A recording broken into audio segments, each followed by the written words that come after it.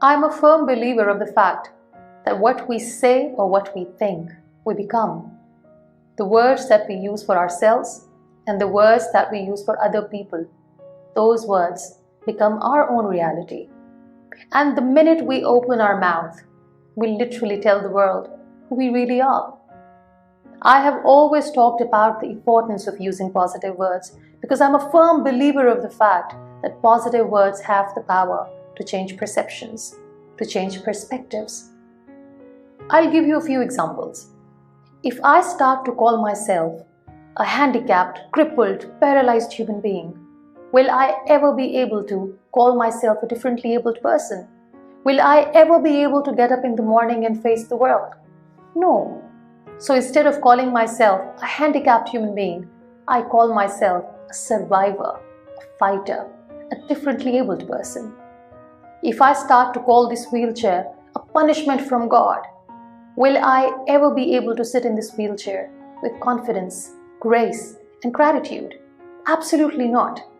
So instead of calling this wheelchair misery, I call this wheelchair a gift from God. Because this wheelchair is not my weakness, it's not the misery, it's my strength. This wheelchair has given me an insight to look beyond physical appearances. And last but not least, if I start to call that accident that happened 14 years ago a punishment from God or the worst experience of my life, will I ever be able to call that accident a blessing in disguise? Because that accident made me who I am today. This is the power of using positive words, because positive words certainly can change perspectives. This world is becoming a huge mess because everybody wants to talk and nobody wants to speak. And there is a huge difference between the two. Because when you talk, you don't think. You are just trying to fill the silence with mere words. But those who speak well, they think before they speak. And they always prefer silence over random talking.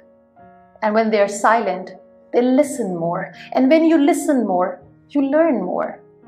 Silence is not the absence of confidence. It's the presence of that insight which guides you when to speak, how to speak, and where to speak. And as our elders always say, that if you don't have anything nice to say, prefer silence. So from today onwards, let's practice to talk less and speak more, but only when it's needed.